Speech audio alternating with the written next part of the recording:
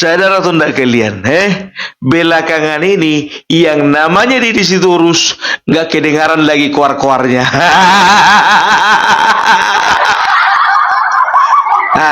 Coba perhatikan kalian di media mana dia koar-koar. Di TikTok pribadinya aja biar tahu kalian udah nggak ada lagi postingan-postingan yang menyudutkan, yang menghina dan menyerang Bapak Jokowi, nggak ada.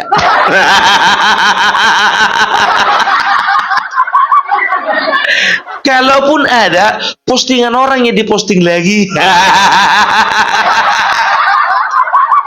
Aduh, semenjak Astor tertangkap ternyata nggak berani bersuara dia. Kenapa? Takut ditetapkan jadi tersangka juga.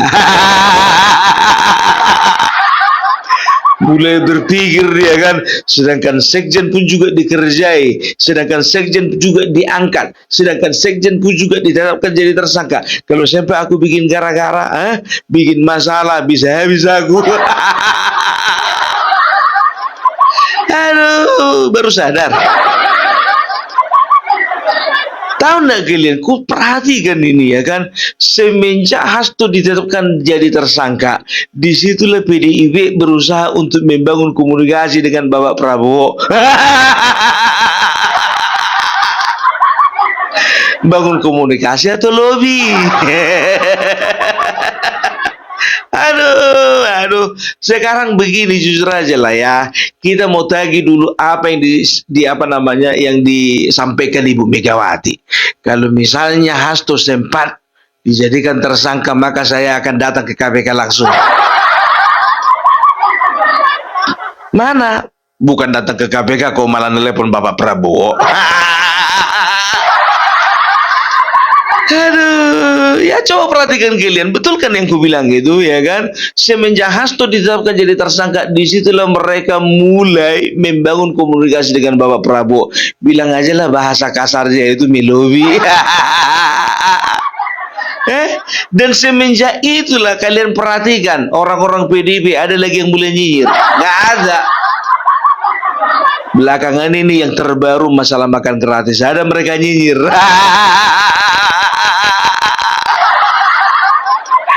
Nggak ada berani kan? Mana berani?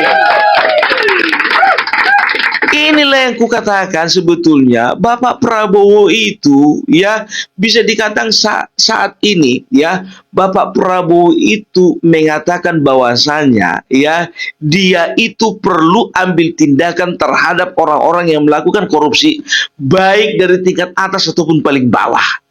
Korupsi itu kan terbagi beberapa kategori dan termasuk penyuapan itu pun masuk ke dalam korupsi. Kenapa dibilang adian napi itu puluh ya yang namanya Hasto tidak ada makan uang negara?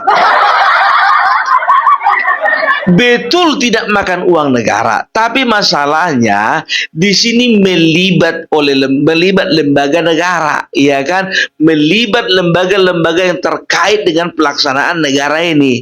Ya, Hasto ketahuan dia itu memberi suap sebesar 400 juta kepada Wahyu Setiawan yang adalah komisioner KPU. Walaupun dia ex dari orang PDIP, tapi ketika dia sudah menjadi KPU, komisioner KPU, maka dia bekerja untuk negara, bukan lagi untuk PDIP. Nah, apapun yang berkaitan ya dengan korupsi, ya korupsi itu terbagi dengan makan uang negara, setelah itu merugikan keuangan negara, setelah itu apalagi gratifikasi, setelah itu apalagi penyuapan, itu sudah termasuk kategori korupsi. Jangan kalian katakan kepada masyarakat bahwasanya ya Hasto nggak merugikan negara kok. Siapa bilang tidak merugikan negara? Tetap dia itu judulnya melakukan tindak pidana korupsi. Karena apa?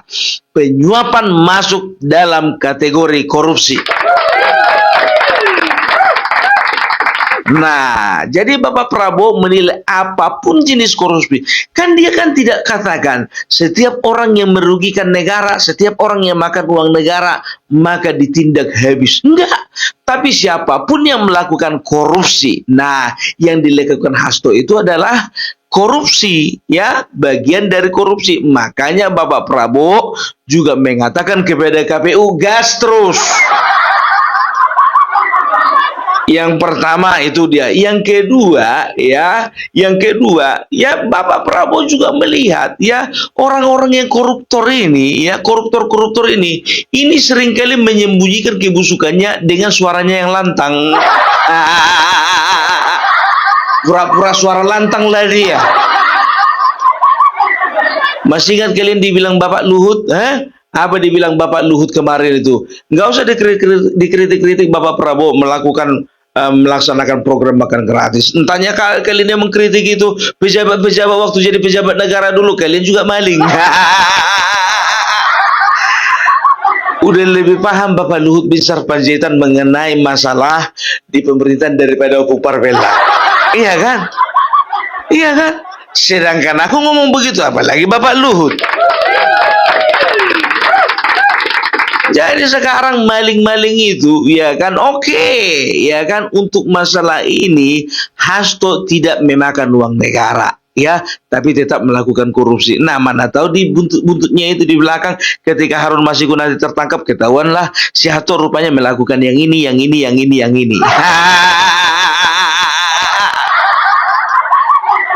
Yang belum nongol aja si Harun.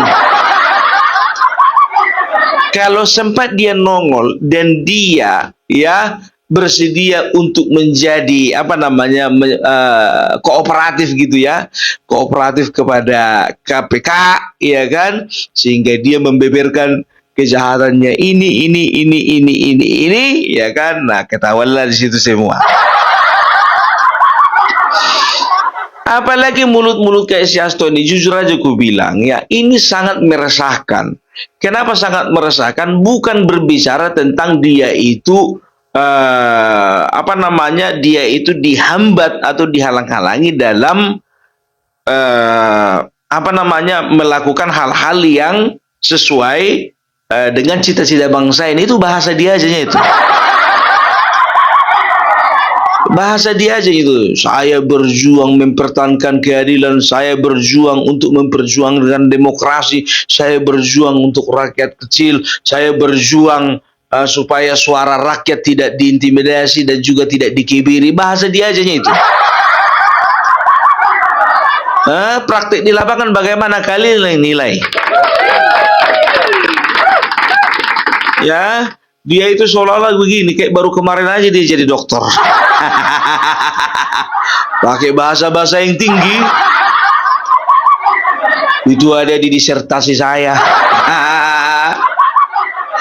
Nggak ada itu, ya. Jadi biasanya orang yang terlalu banyak retorika, biasanya itulah koruptor yang paling hebat.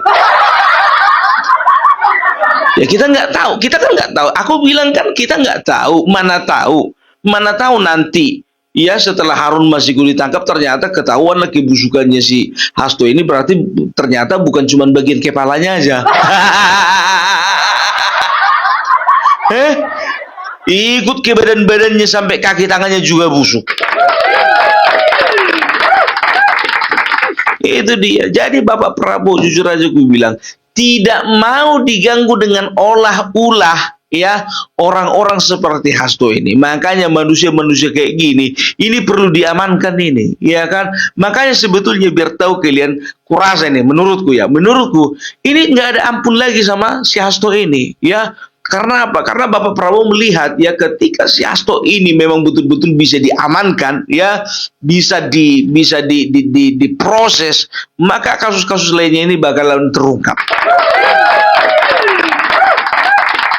Makanya dia nggak mau intervensi, dan dia nggak akan mau mengintervensi KPK, dan dia akan berikan kebebasan kepada KPK untuk bertindak sesuai dengan hukum yang berlaku kepada Hasto. Jadi, ya, kalau misalnya, ya, di luaran sana ada berita mengatakan bahwasanya PDIP melakukan lobby kepada Bapak Prabowo, ya, supaya Hasto diampuni, supaya Hasto dilepaskan, mungkin bisa saja iya, tapi kalau aku bilang tidak akan mungkin terjadi. Nggak akan mungkin terjadi, nggak segampang itu. Bapak Prabowo itu bukan pemimpin yang murahan. Dan Bapak Prabowo itu bukan tipikal-tipikal kayak Bapak Jokowi yang bisa disetir-setir. Apalagi Ibu Mega mengaku-ngaku sekarang sahabat. Bu Mega, aku harap ya perjanjian batu tulis kemarin itu menjadi pelajaran samamu ya. Perjanjian batu tulis item yang ketujuh mengatakan bahwasanya Megawati dan juga PDIP siap untuk membantu atau untuk mengusung Bapak Prabowo menjadi presiden di tahun 2009. Itu loh, 2009, bukan 2014 ya. Perjanjian itu 2009. Kalau 2009 itu Ibu Megawati mencalonkan diri ya.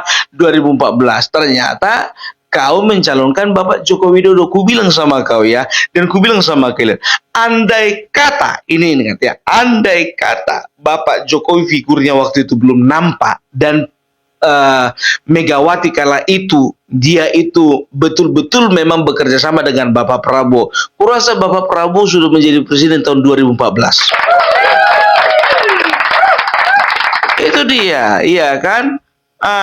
Cuman kan masalahnya Megawati melihat ya sosok Joko Widodo kuat, dan kalau misalnya sosok Joko Widodo kuat, ini aku akan bisa setir, aku bisa lebih besar lagi powerku terhadap bangsa ini, kan begitu. Karena apa?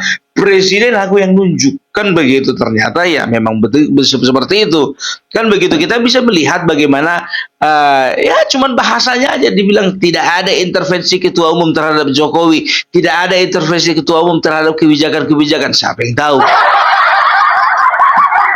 Sedangkan penetapan menteri aja pun juga Megawati katakan, masa PDIP cuma dikasih segini, maunya banyak dong.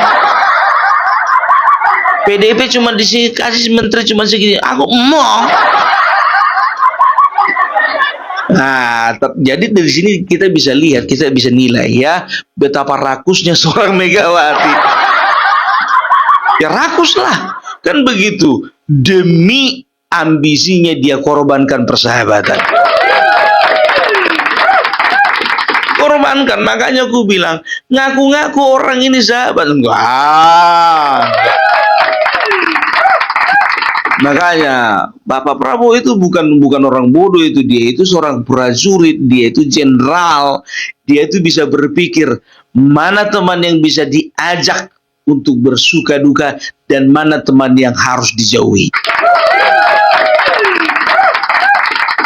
Alangkah bodohnya kalau Bapak Prabowo mengorbankan persahabatan dengan Jokowi, cuman gara-gara Megawati.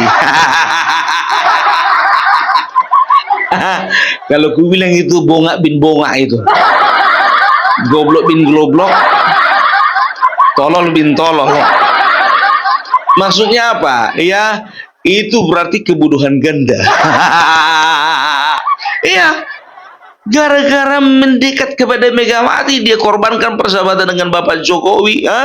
Orang gila pun tahu ya kepada siapa dia berbuat baik. Kalau misalnya ada orang ngasih dia makan, maka dia akan berbuat baik kepada orang yang dia ngasih dia makan. Itu orang yang kurang waras. Nah, ini seorang jenderal, dia pasti melihat bahwasanya saya bisa jadi presiden yang pertama karena endorse Bapak Jokowi, yang kedua karena Gibran efek. Ini yang apa? Yang apa namanya? Nggak nyampe ke otak orang ini satu-satu. Ada pula lagi berita, ya kan, mengatakan bahwasanya mereka berusaha untuk menggeser Gibran. Kalah apa? Aduh, segampang itu. Enggak lah ya. Enak aja mengganti-ganti. Udah aku bilang sama kalian, andai kata Ganjar berpasangan dengan Gibran, bisa jadi mereka yang menang. Andai kata ya Muhaimin Iskandar dia jadi capres kemarin, jadi cawapresnya itu Gibran, mungkin juga dia menang. Kalaupun misalnya Amin Rais jadi capres, wakilnya Gibran, nah itu kemungkinan menangnya nggak ada.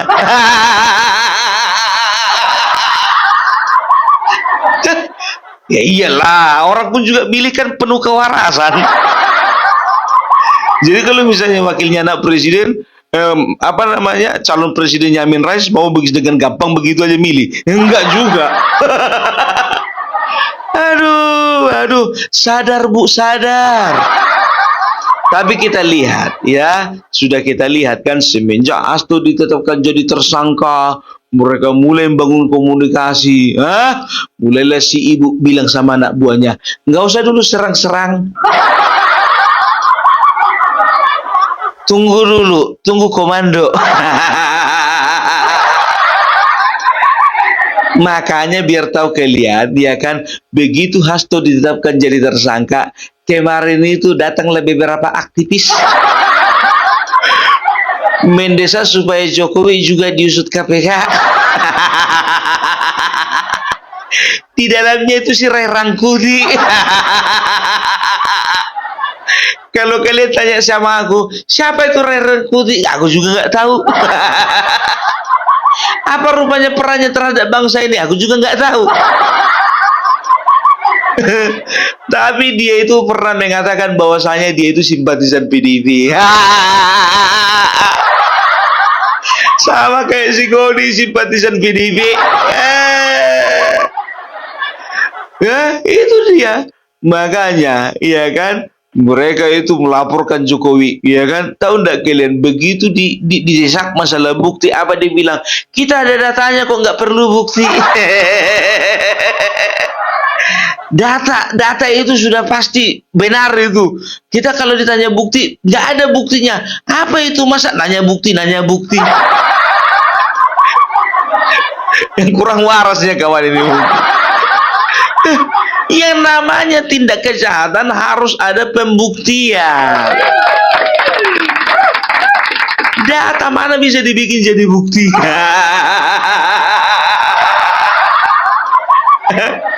Kayak inilah, ya kan, bukannya bilang apa, kau jurusan apa kuliah kemarin? Jurusan olahraga atau tata boga? Mau melaporkan Joko Widodo dan juga apa namanya keluarganya, tapi nggak pakai bukti, tapi pakai data. Enggak aja, ya kan. Sekarang ini biar tahu kalian, baru-baru ini kalau nggak salah baru kemarin itu, apalagi yang demo, ya, GMNI mendesak supaya Joko Widodo diperiksa KPK dan diadili. GMNI, Gerakan Mahasiswa Nasional Indonesia, salah satu organisasi mahasiswa yang terafiliasi dengan PDIP. Banyak orang-orang GMNI itu menjadi calegnya PDIP. Dan banyak juga orang GMNI itu berkiprah di PDIP. Ya, jadi mereka nggak pakai tangan sendiri lagi, mereka pakai tangan-tangan yang lain. Nggak pakai muncung sendiri lagi, keluar-keluar pakai muncung yang lain.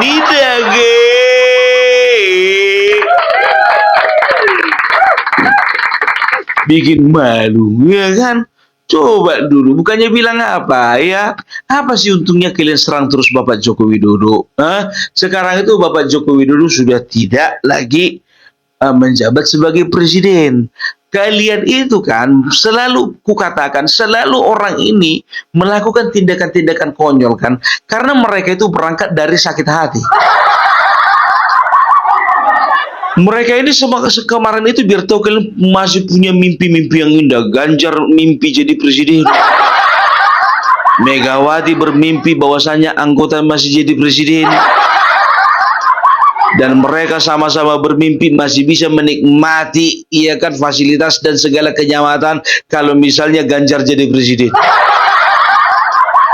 Dia di situ sudah bermimpi dia menjadi menteri dalam negeri. Guntur Romli dia itu bermimpi jadi menteri agama. Ahmad Basara ya kan, dia itu mimpi menjadi menteri ekonomi. Udah mimpi orang ini semua satu-satu. Ruth Sitompul, ya kan? Dia itu sudah mimpi dia menjadi Menteri Pemuda dan Olahraga.